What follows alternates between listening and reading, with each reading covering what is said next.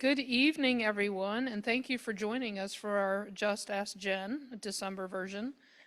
Tonight we're going to be talking about all about levies, and so we're going to try to educate the public on what a levy is and why we use them and as much as we know about them. But first, let me do introductions. So I'm Jen Wagner.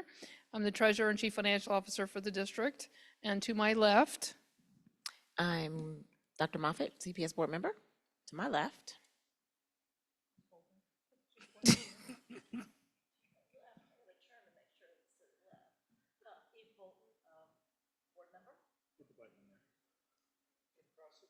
Hit the button. Eve Bolton, board member. Jim Crossett, board member. Brandon Craig, board member.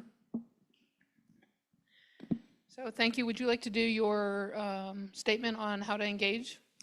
We are so excited that you're here. And if you're in person, we want to hear from you. Wade through the audience of people, come on down and ask your question. If you're on Facebook, you're welcome to type your question in. We've got some staff on Facebook that are taking your questions in real time. And if you're on Zoom, type your question there too. Raise your hand or something and we'll get a chance to get your question. But if you're here, hey, we want to hear from you. So come on down and get your questions answered. Back to you, Jen. Thank you. So on the slide, what you'll see is just the topics that we're going to cover. What is a levy? What are the types of levies? How does CPS use them? And then some discussions on what the board's going to be having in the next few weeks about the future levy plan. So next slide. Thank you. So it's just a levy is a property tax, and it's based on the assessed value of your of a home. And it's the assessed value is the market value times 35%. So in the case of a market value of $100,000 home, the assessed value is $35,000. And a levy is simply a tax on that property, real estate property, that are used to fund school districts and other organizations. We're only one of 12 taxing entities on the Cincinnati tax bill. And so the zoo, mental health, city, parks, elderly care, right? There's a lot. So anyway, so in our example of a $100,000 home, and the property tax is measured in mills or millage. You can, either way is right. And a mill is just 1/1000th of a dollar. So in our example, market value is $100,000. The assessed value is $35,000. So 1 mill would be 35,000 divided by 1,000, which is $35 a year per tax. So why do we use levies? Next slide. So in the state of Ohio, not every state funds schools this way, but in the state of Ohio, we enjoy local control. So we have 4 of our board members here with us. They're elected officials, and because they get to make the decisions about school district business and set curriculum and hire the treasurer, hire the superintendent, instead of having the state do that for us, we get to help fund our own district. And that is done through local property taxes, which is a levy, and it's a voted levy on any election on a ballot. Coupled with that is the state funding. And for Cincinnati Public Schools, because we are considered a more wealthy district because of our property wealth, the state funding formula only gives us 37 cents on the dollar that a formula calculates for our students for the base funding. And then they add on categorical funding for students with disabilities or English language learners, gifted, economically disadvantaged, and career tech. And so we get about $3,000 per child from the state when the base cost formula is about $8,100. So that shows you that our local taxes have to make up the difference. Okay, next slide. So this is, I'm not going to go through all this math, but just as a picture of what the general fund operating budget, the revenue, the sources of revenues, the light blue, the big light blue, and then the dark blue pie charts are our property taxes. So the light blue is the residential, and the dark blue is personal, which is on the public utilities, property taxes on public utilities. So you can see that's the lion's share of our general fund revenues. Next slide. So the different kinds of levies, you can have a current expense levy, which is a fixed rate levy, which you would think would, is measured on a mill. So for us, 1 mill is about $8.8 million based on our property values in the city of Cincinnati. Excuse me.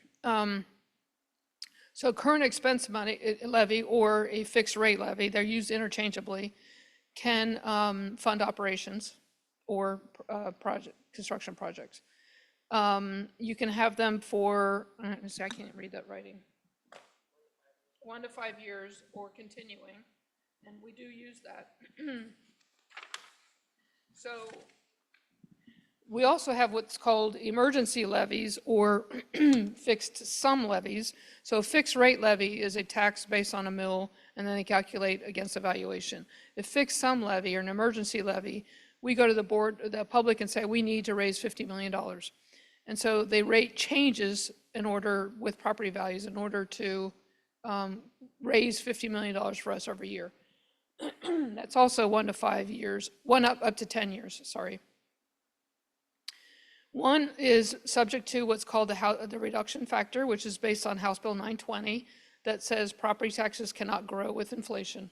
So they changed they have your millage rate that was approved. We'll just say, for example, a 10 mill levy 20 years ago. Well, the effective millage now would be much less than that because every time the values go up, the millage rate goes down to collect about the same amount of money. So it doesn't increase individual property taxes because inflation happens. So an emergency levy doesn't subject to the House reduction factor because we only get the same amount of money every year regardless of what happens to property values. Okay, so property values go up, the millage rate goes down. Property values go down, the millage rate goes up because they still have to generate that $50 million. A third alternative is a bond levy, which raises money that we use for this facility master plan. We had a $480 million bond levy. And then what it does is it generates enough annual revenue. The bonds get sold on the market to generate the $480 million of revenue that we need. And then the annual stream that's on a property tax generates enough revenue to cover the principal and interest throughout the life of the levy. And that's typically the life of the asset, 30 years could be, or a project. A permanent improvement levy is another way to fund construction-related projects or improvements. And it acts like a normal levy. It generates an automatic stream, an annual revenue stream, unlike the selling bonds. And that could be continuing or several years. But that has to be done. The only qualifying expenditures on a permanent improvement are things that have more than a life of 5 years. So technology no longer qualifies because laptops, they last 2 years if we're lucky. So, but curriculum, new improvements on a building, garages, stuff like that. Kitchen equipment, some of our kitchen equipment has 10-year lives or 12-year lives, so those can be qualifying expenditures. And then the one that we don't use and never have used, but we've talked a little bit about it, it seems to be a bigger trend these days because people are so over property taxes that they're switching to income tax. And so you could either have an income tax based on the state reported income or an earned income, which would exclude interest and investments. So we've started researching what an income tax levy would do for the district. And I don't remember, it is not subject to the House reduction factor, and it could be used for anything, other operations or construction projects. Okay, so next slide there. So here's another picture, because I think in pictures, but it's the information I'm getting ready to show you in numbers, is the structure of our levy. So you can see that the dark blue, the light blue pie slice is our current expense levies, which there are actually 7 of them that were combined. I don't know when, but many years ago, the levies that started back in the early 70s, they were all combined at one point to be one levy. And so those are the current expense levies. Then we have 3 fixed sum levies. 2 of them are on 10-year cycles and 1 of them's on a 5-year cycle, and that's the one that's coming up for renewal next November. And then we have the bond levy that will expire in 2031. December 1st will be our last payment. But that's a picture of what our levy structure looks like. So if you think about the impact that has to the taxpayer. Okay, next slide. So now I'm going to show you the numbers. I'll have to refer to my notes because I can't read that far. So we all have what's called inside millage, and that's defined by the county, and it's shared. So our share of the 10 mil levy of inside millage is 4.19. Then we have the 7 current expense levies, started back in '76. They were originally, if you took all the levies and you added up their approved millage, it would equal 41.6 mils. And because of the House bill reduction factor, the effective millage is down to 15 for residential. So then we have a bond levy that started as a 4.25 mil, and now it's down to 3.25, sorry. And then the 3 emergency levies, and like I said, the one that's coming up next November was originally started in November 2016, and that includes the $15 million set aside for expansion of preschool. The rest is for strategic operations, and that is now a 5.4 effective millage. And then our other 2 will come up in 28 and 32. Yep, got those right. Okay, so I'll pause right there and see if we have any initial questions about the types of levies, why, anything. Anybody? That's a lot, Jen. That's a lot for the average person to get. I know, but their levies are complex, so. You know, they really are. And honestly, people don't realize that there are 5 of them. People just think like, oh, I'm not gonna, hey, your levy, you're asking me again? They don't Right. realize that. Well, and what's unusual, and I did some research and now I can't remember what the numbers are, but it used to be that Southern Ohio never did continuing levies. And so they always, every time a levy renews, the taxpayers always feel like I have our hands out again. They're always asking for more money, but we're just asking them to renew the same amount. And so that's why we switched from a 5-year cycle, because for every 4 years, we were on the ballot every 3 times. And that levy fatigue, right? So we tried to stretch it out to 10 years. I tried to talk the board into going continuing, but they weren't quite there yet. We got 10 years. That was a boon. But so now we just need to think about the long-term future as you're talking about the growth plan and beyond. How we're going to structure our funding to go forward. Thanks. Jen, could you explain that the word emergency really isn't emergency? Yeah. Because that's always sort of confusing to people, like, are we in trouble? What's Right. going on? I don't know where that term came from. It's just always been there, but it's not an emergency. It just means we need more money to operate. And so I guess that's probably why they called it an emergency, because back in the day it might have been that way. But it mostly, it's just the emergency levies are just renewals at this point. But if we were to ask for new money, it's not because there's an emergency. It's because our forecasted planning indicates we need more money to operate to keep up with inflation or new projects. And to emphasize what you said, how we try to do the 10 years between asking for new money, and I think our cycle actually has become 8 years or thereabouts. So we've been able to take that 5-year cycle and expand it to 8 years before we ask for new money. So about every 8 years is when we're on the ballot to asking for new money or an increase in taxes. Yeah, considering our budget has not kept pace with inflation, at least in the last couple of years. And so we're really feeling that right now because our cash reserves are getting lower. Do you have a question? Yeah, I think one thing that might be helpful to think about as we talk about levies especially is that when we talk about that effective millage rates as values of houses have gone up, for some folks it has meant that they are still basically the same amounts coming out, but it's coming out at a lesser millage rate from their home, But for some folks, actually, we have seen the increase in the amount that they pay based on other factors, right? And so Right. there are other things that might affect how much you see in your rate that you pay in real estate taxes with regards to the millage rates and Right. the amount that you pay towards the levies. So there are a lot of factors that somebody's bill might go up, and it's because it's the pool of people that are paying into that levy. So for example, the fixed sum levy, so we'll just take the $48 million. We're going to get $48 million in revenue, regardless of what happens out economically. If half the voter paying pool had their properties abated, then everybody else's bills go up to make up that $48 million. Same thing, though, as the new people jump in, as their abatements expire, then people's property taxes go down. There's also delinquency rates to consider, and our delinquency rates have gone up since COVID, with economics changing.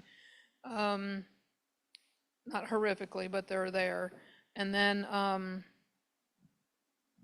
I lost my train of thought, but it could be the change in the pool of their assessed values.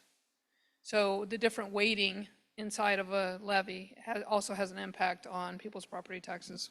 So it's not just, we did get new money, or more money out of this last reappraisal, but not nearly as much as people thought we did.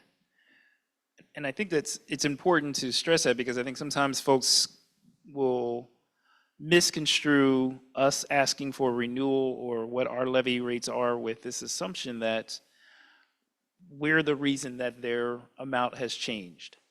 And in fact, in some ways, we have done nothing and their rates have changed. Right, because the other 11 or 12 taxing entities don't necessarily have the same house reduction impact that, like the reducing the millage rate. So their levies might actually cause their bills to go up.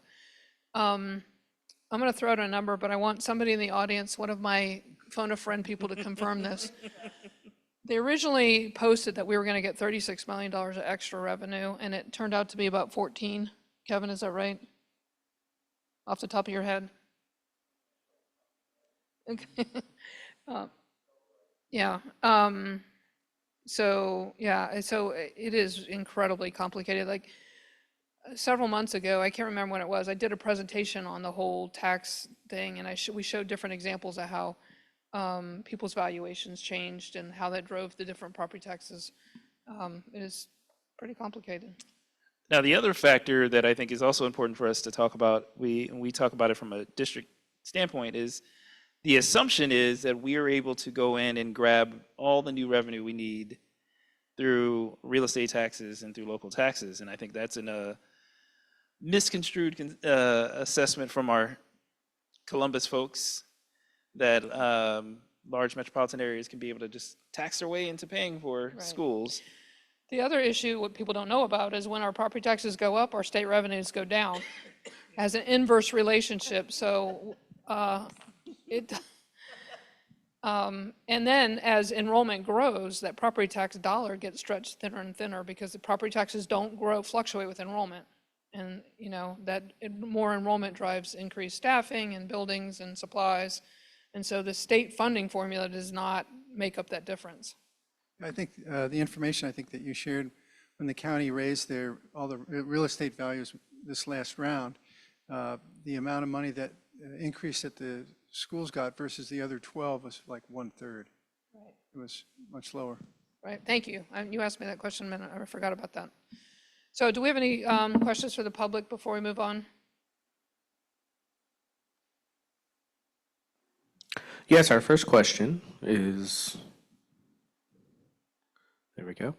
How would you describe the nature of the state budget cut challenges that are requiring the restructuring of the grade configurations at some of the CPS schools?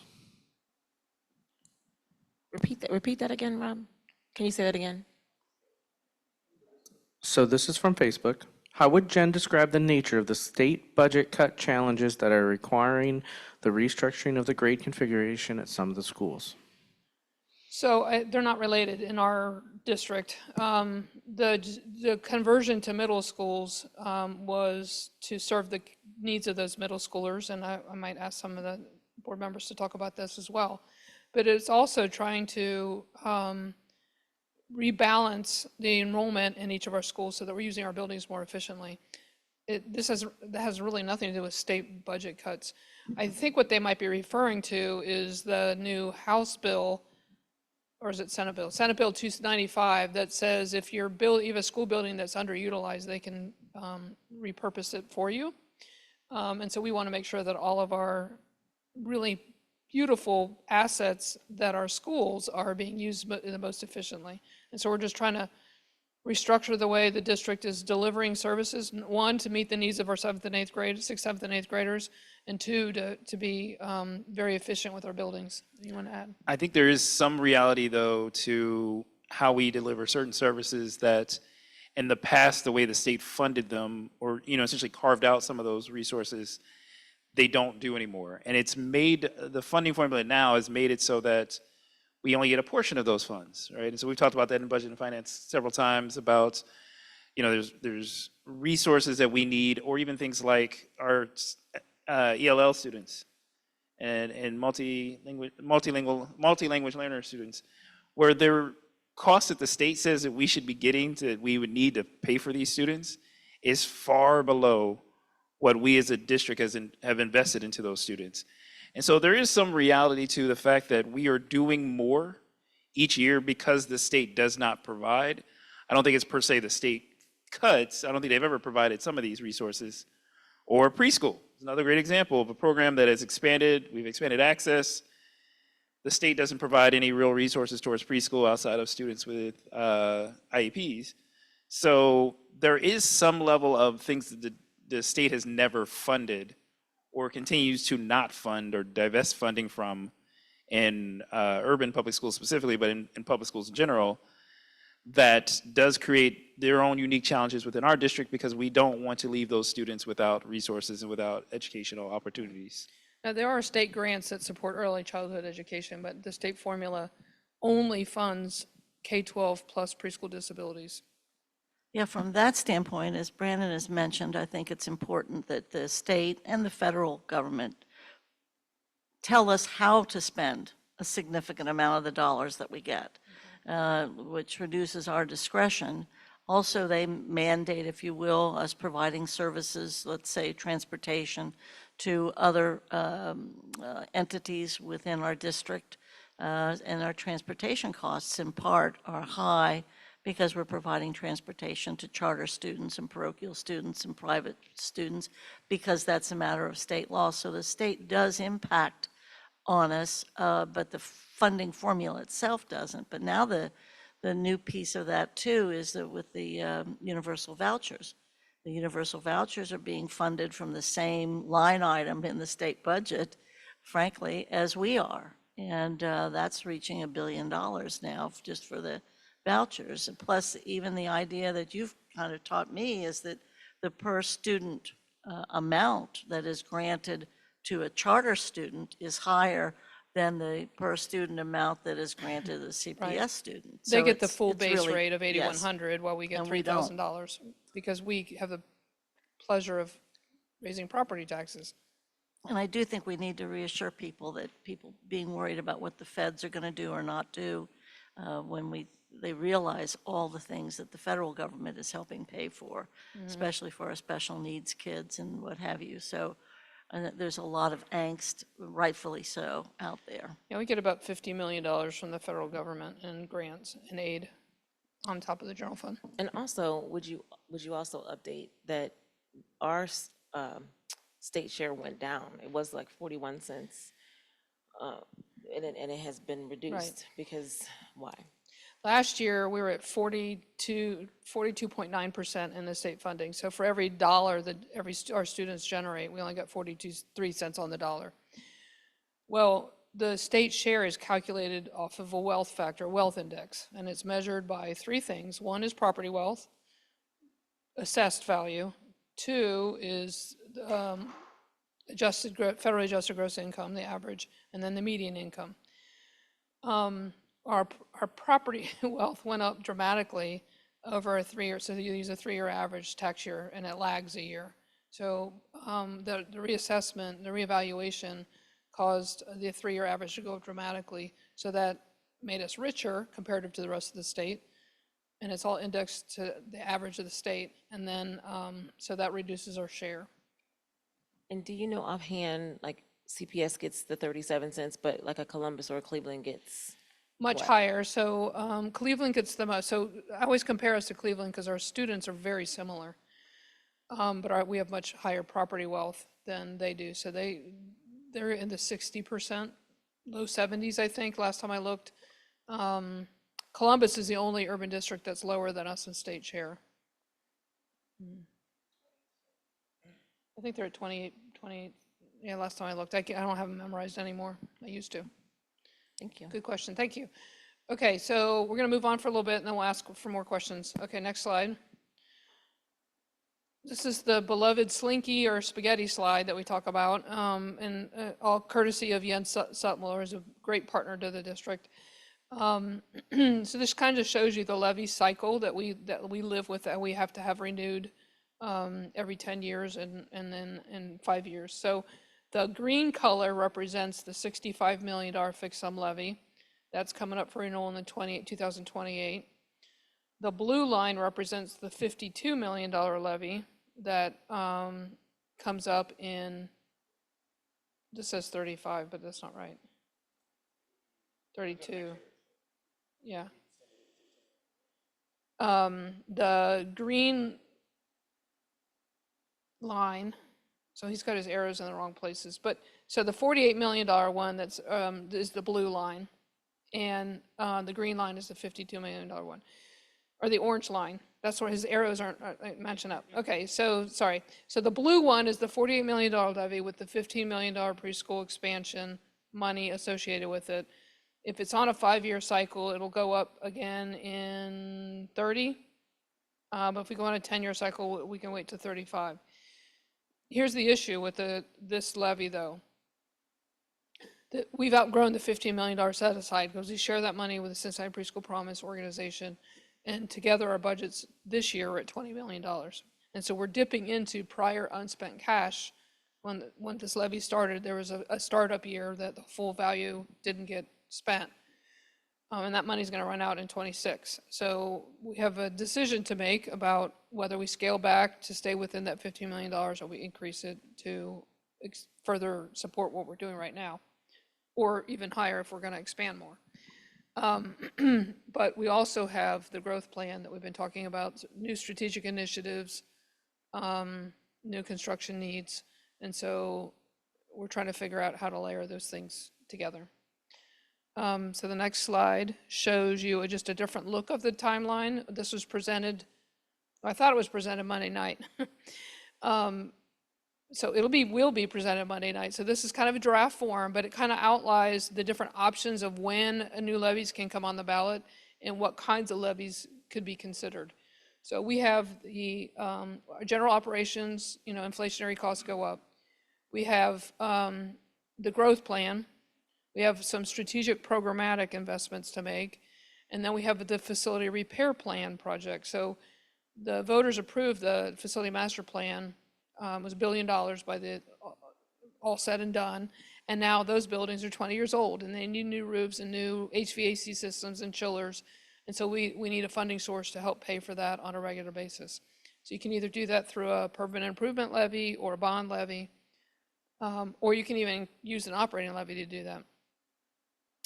And then we have new construction. For example, if we wanted to do the startup third Montessori high school, then we would have to renovate one of our buildings to do that. And so we would need some help to do that. You could do that on a bond levy or a PI levy. So, and the timing of those we have to talk about. So those, and then the conversation about, do we want to try for an income tax levy? The thing about the income tax is it hits the residents, not the workers, not necessarily the workers. So if you live outside the city, work in the city, you would not be taxed. It's just the residents. And corporate America doesn't get to participate in that, just the individual income tax earners. Okay, so next slide. So I just sharing this, this is the prior cash balance. So you can see when we're in the beginning of a levy cycle, we tend to be a little cash rich, because when you try to size a levy, you try to size it for, like, say, the 5-year period. So you know inflation's going up, so your budget's gonna grow over that 5-year cycle. So in the early years, you have extra revenue to pay for the later years where you have more revenue, you have more expense than you have revenue. So you can see that the cash balance declines during that cycle. And we use that money to support the last strategic plan and some growth in, expanding school social workers, expanding counselors, paying for the nursing contract that was being paid for out of other grants. The resource coordinators was so we had to use our reserve cash balance to help fund those things moving forward. Any comments, questions?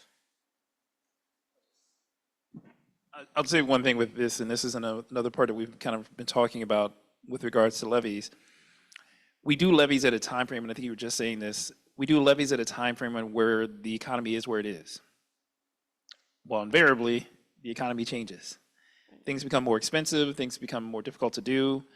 And I think one thing that might be worthwhile to just mention a little bit around is facilities is a great example of this, where the repair costs today that we plan for are not guaranteed to be the repair cost at the end of that 5-year period of time, or at the end of the 3-year even these days, because one year you can have lumber, the next year you don't. Or one year you can have construction workers, the next year you don't.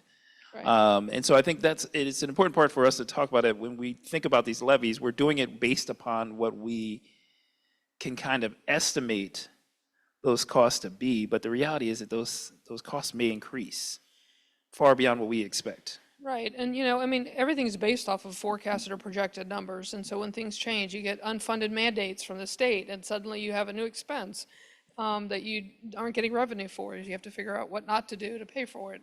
And you're right, so the construction, lumber prices, having just recently built a house, lumber prices came back down, but anything with steel in it did not. And so everything is more expensive, shipping costs are more expensive, and so I don't see that recovering anytime soon. Also, I think this reflects our cushion of money that we have, a reserve that we have to operate. And our level is far below what's recommended. Correct. And we didn't used to have to deal with that. We used to always had such a healthy cash balance. But what happens when it starts off low is that, our state revenue comes in twice a month, like clockwork. Our property tax revenue comes in twice a year, right? And so when you're at the end of that 6-month period waiting for the next payment to come, and your cash balance gets too low, then you have some challenges. And so we need to make sure so we actually have a huddle like every 2 weeks that looks at, here's our cash balance, these are monies coming in, these are monies we think are going out, and do we need to pull money out of investments to cover? And so we're trying to keep as much money in investments to earn interest income without causing cash flow issues. So it is it's a fun challenge to have, but it is a little low, nerve-wracking low for a treasurer. I'm not sure fun would be the adjective that I would use to describe that, but it's definitely interesting. Well- And it's also interesting to see that, COVID impacted, and we were pretty steady in COVID with ESSER money. And COVID is over. You were very clear about And the ESSER's cliff. gone. ESSER is gone. It's all gone. The cliff has cliffed, and 2023, we're feeling that right now. So Yeah, so I think that was the last slide before the next schedule, but, so do we have any more questions from the public?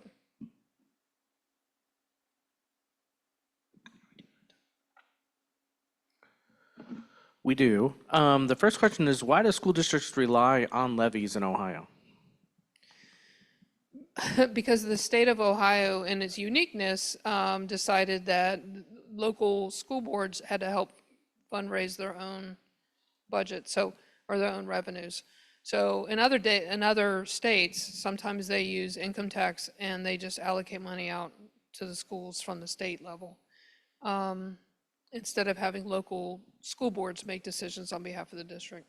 I guess that's- As a retired history teacher, it's because of the Northwest Ordinance in 1787 that there are several states, of which we are a part, that when they were created, it was the most liberal thing imaginable. It outlawed slavery and all kinds of stuff in these several Big Ten states, actually.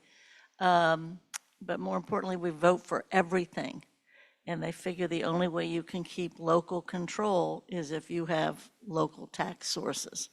And so that's why we vote for school boards and also coroners and auditors and all those folks. We vote for everything in these particular states, but most important, it's the only way to maintain local control. But this morning, or around noon, I had an interview on VXU, and somebody finally asked the question, a journalist did, about the fact that isn't it possible that taxes and property taxes and that fatigue that you mentioned earlier has hit so strongly that many school districts, our neighbors, aren't going to last because the people are just absolutely unable to pay the kind of taxes that they need to pay to support schools because they have become so expensive. And there are any number of schools, districts in our area that indeed are facing that. And what does that actually mean for everybody? There was a district that had on the ballot the income tax levy, and it failed. So I won't mention the district, but that is something to consider when you're talking about school funding. I also want to talk, people say, hey, hasn't it been deemed unconstitutional the way that Ohio funds their school districts? And it has, 4 times actually. To Rolf, yeah. Yeah, but can you talk about that and what that is impacting? Because levies, people say, well, it's unconstitutional how you all fund your districts. But that's the funding formula piece, not necessarily the levy piece. We have to have the levies because of the low amount. But can you tie that in so that people understand what that really means? So the state funding formula, because it relies on property wealth, was ruled unconstitutional because rural districts can't fundraise the way we can because we're an urban district and we have a lot of property. And so they tried to rewrite the formula several times and they still haven't gotten it quite right. It's better, it's way better. But the challenge with that funding formula is like when they go through and identify the base cost, they say, okay, district, you have 5,000 kindergartners, divide that by 25, and that's how many kindergarten teachers you get.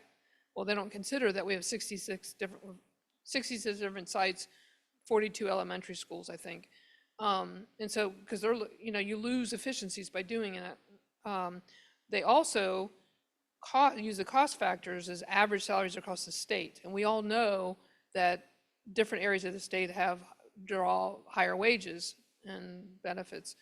And so we are already hurting because our average salary, because you have to pay what the market will bear, higher than other districts. And so we're already over the state average. And so we're losing in that deal too. So it was ruled unconstitutional because of the difference in school districts' reliability on property wealth. But they still tying it to property wealth, so isn't quite fixed yet. And that's at the state level. So that's not a CPS thing. Right. That is a state level issue, which would be your state representatives, your legislators and all that. Not us. It's not the board. I think another aspect, and a little bit to what President Bolton was talking about with regards to the reason we do local levies is, and also in part, there's other states where the school districts are governed by the city in which they fall within. And so we've seen that in cities like Chicago right now, where we've seen those struggles, where a city budget becomes a challenge to the district, regardless of whether or not the district's costs have changed. We see this in other areas where, again, within the Midwest portion of our world here, other states where big cities, this change in leadership means a change in everything, right? And so in some of those cities, Pennsylvania is a state that has some of these same issues where the change in leadership within a city means all of a sudden you change every one of the folks who are on your board, potentially everyone who is maybe in leadership roles within the district. And that can create a lot of havoc in how districts operate and are managed. And so, I mean, I think there are benefits to the fact that we are a separate entity that is separate from the city. The challenge, though, that is created by this, and I think this is where levies present the truest question mark for districts, especially urban districts. The interest from a city is to drive up real estate value because it shows value in a city. That does not necessarily work to the best interest of those folks who are at the marginal end of that city, right? So having property values, or we can say all our property values, average house has gone up $100,000, sounds really great until you look at, okay, so who can live in those $100,000 homes, or that 100,000 growth? Who's paying the taxes on that growth? Are everyone paying it equally? This is why sometimes our levy conversations are very difficult, is because when we go in and we say we want to, or we need to increase by 2 mil, and the person's gonna ask, well, how does that hit me? And we can talk about how it does on an average, Right. but we can't say specifically on that person because of all these other factors that I think you talked about earlier. Right. And so I think that's what really does complicate a conversation like this, because the interest from our local government is very different from the interest of the school district. But the state utilizes those competing interests to their advantage on how they fund the schools. So I think President Bolton talked about it earlier, where if you have, or I think Jen, actually, you mentioned earlier, if you raise your taxes, that actually also then lowers, or if your taxes go up, the tax assessed value goes up. That may mean you get more tax revenue short term, but then that means long term the state's going to pay you less because they say you can get a higher portion from over here because your values are up, and that you are a richer district. So I think it's an interesting twist into that idea of, yes, it's a great value to having local control and being able to do levies so we are a separate entity from our local leadership. But we don't always share the same interest in where we're moving towards as two entities because we don't have those same values.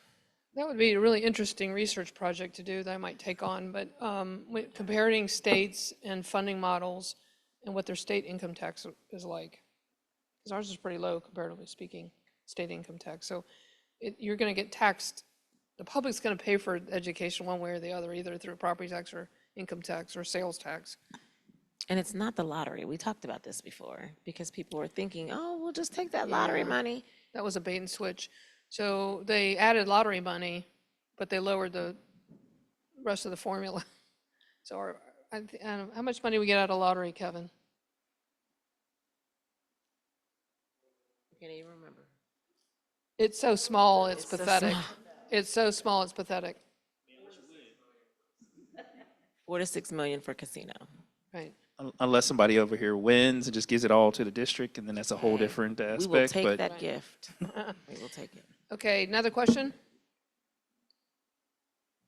Yes, our next question from Facebook. It's a long one. We mentioned the ongoing maintenance costs of buildings, including the need for new HVAC. During the pandemic, part of the reason that schools were closed was the lack of air purification built into the school HVAC systems.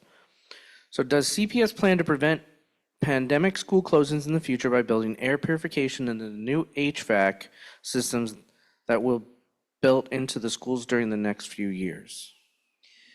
So we did use some of our ESSER funds to help with that in specific schools.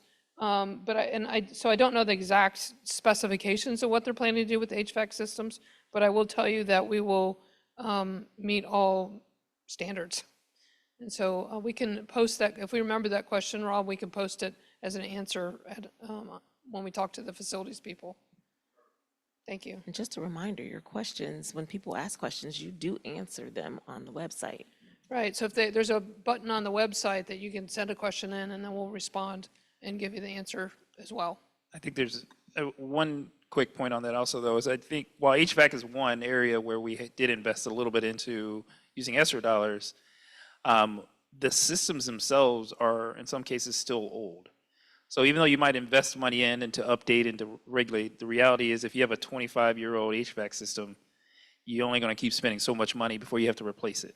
Right. And so, in a lot of ways, we took systems that were in place and we made them better set up. I think whatever we would do in the future would still maintain the standards and expectations that we've established with the current level of cleanliness to the systems and the current efficiencies in the system. So I don't think we would ever update an HVAC system and go backwards Right. in the quality of air. The challenge is keeping up with the pace of innovation, because if you think about how fast the computer technology changes, right?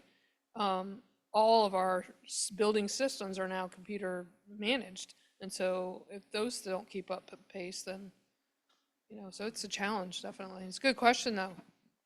I was touring the Zoo Academy, and they have wonderful HVAC systems over there that are up to speed. Yeah.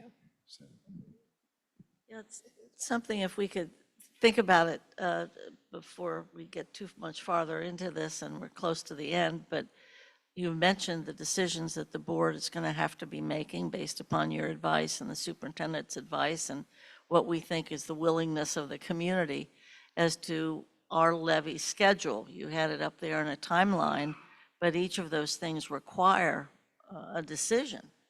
And some of them are built in, the renewals especially, but the idea of this facilities master plan repair, or whatever we're calling it, maintenance repair, that is such a big thing that will require dollars, I would assume, not necessarily from our annual budget, but indeed something we go to the voters for. And it's, sometimes it's hard to convince the voters can you help us repair and maintain and spruce up what we have versus here's a brand new building we'd like to do, or here's a new program. But it all has to be there. So some of this is a timeline as to when we have to make these decisions. Right. For the renewal for the 48 million, do we add another part of that besides saying 10 years? Do we add something else? Frankly, in my view, I think we are saturating the preschool market and have been, at least for us. We haven't been able to break too much farther than the 2,000 kids, which already makes it the biggest preschool system in the state. But I mean, there's that, is that a time? You don't want to be doing it when they're doing evaluation, because people will basically say no if their bill just went up, and mean then we say, reappraisals? here's some You mean, more. yeah. So if you could talk a little bit about that, or we all could, that would be great. I'm sorry, talk specifically about what? What kind of timeline we're looking at? I mean, when do we have to make these decisions? By the spring, early spring, late winter, because in order for you to be on the ballot next November, you have to have all your resolutions approved. You have 2 resolutions. The first one states the need, and then that gets sent off to the Hamilton County Auditor, and they size the levy for you. They calculate the millage. And then you have to adopt that resolution, and all that has to be done 100 days before election. So last time we had something on the ballot, we approved everything by the end of April. That's pretty early, but definitely by the end of June, we should have already done that work. So there's that. But the one question that nobody has asked me is what happens if the levy doesn't pass? I was getting ready to. That was next? Oh, okay, good job, public. So we have another opportunity to pass the levy, but what that makes my job harder, because then I cannot certify budgets. And so that we'll have to do some major reductions. And $48 million, $15 million of preschool money won't be coming, right? And so we'd have to make some serious changes. And then the $30 million or $35 million that's supporting operations would be a pretty hefty blow to our operations. So we've talked about this before, but I want you to say this again publicly. In the event that the November levy does not pass, because of how we get our payments, effective January, we would have to be making some adjustments. Is that right? Or would it be that we had until April when we put it on the ballot again? So it would hit the 27 budget. So as you're building the 27 budget, you would have to be cutting. So it wouldn't impact us immediately. We would have an Right. opportunity to recoup those funds. Right. The voters would have an opportunity to vote it up again.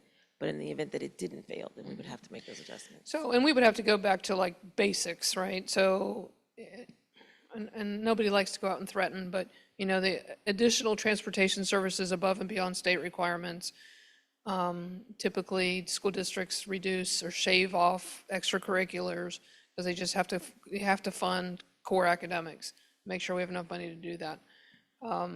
So, and then we're just gonna have to get really creative about, you know, I mean, I have to merge and close buildings. And our littlest learners, the littles, would be impacted because, as President Bolton shared, and I want to say it again, we share that money with Preschool Promise, who would be adversely impacted, and then our preschoolers would be impacted as well, right? Yes, Preschool Promise, and that's a predominant revenue stream for them. So that would be disastrous for them. And not only that, though, you know, our kindergarten readiness scores are going up, so that would certainly hurt future cohorts of students on doing well for the third grade reading, right? And so it'll have a very long-lasting impact academically, I think. Any more other questions? Checking time. Yep, we got 8 minutes. Yeah, so do charter schools also get levy money as well? I'm sorry, repeat Do that? charter schools also get a part of the levy money as well? No, they are not part of the taxing entity. They're not part of the school district. And so, but I don't believe they can actually do their own levies. They're not a taxing agent. So no, that's why they get $8,000 from the state while we get 3,000. That is one unique thing also too, and I don't know how many districts in Ohio do it, but I know other places, some districts operate charters themselves, but they operate from a different funding source than even the levy dollars. So like the levy dollars can't be then used to operate the charter, even if it's the district's charter and other places. And I don't know if that's the same in Ohio. I don't think so, because we did have a charter school that we sponsored and they were just part of us. I could be wrong. Things could have changed because it's been, what, 10 years since we had our own charter school. Well, we're definitely looking into it. We are allowed to have charters and operate them. In many states, I think out in the Southwest, particularly to Brandon's point, it's the school district itself that sanctions charters.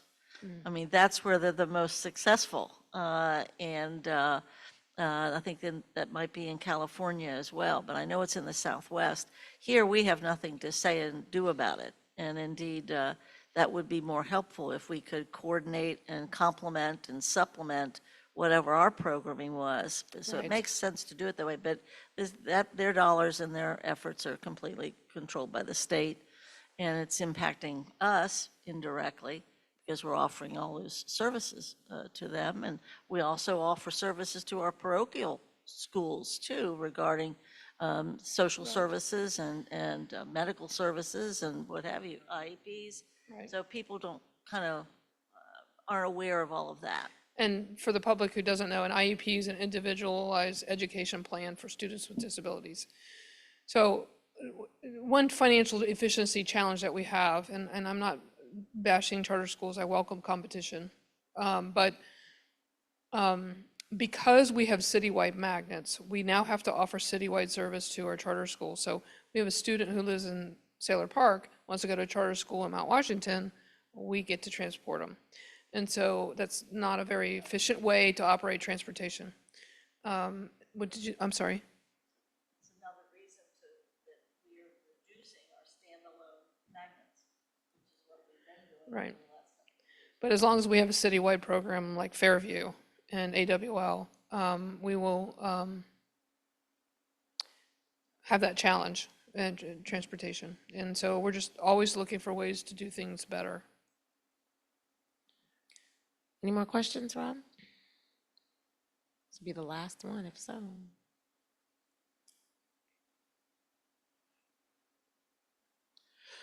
Yeah, is there anyone who can opt out of paying a levy or paying the taxes? Maybe how does it affect the elderly when they, or if those with fixed incomes? Maybe talk about both of those topics. I know that that's been a topic at City Council. There was a team that looked at trying to figure out how to help people on fixed incomes, because we do recognize that's really difficult. But no, the only way to opt out is to vote no or sell your house and move. So I don't want to be flippant about that, but you can't just opt out of taxes. The one thing that I know the city had looked at and have been looking at over the last couple of years is with regards to where property values increase for someone who's a long-term homeowner. So that's the one area I know that there's been a lot of discussion around as to ways to decrease the hit on folks who have been in their homes for 25, 30 years, who may not still also qualify for the homestead exemptions or things like that.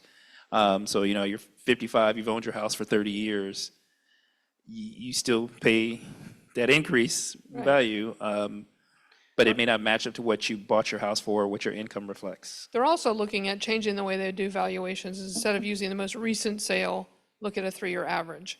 And so that might help ease the pain a bit. And they did have some money earlier in November, so they were also subsidizing that too. But we need the levies to pass. Yes. So that's where we're gonna stay. So I think that's it.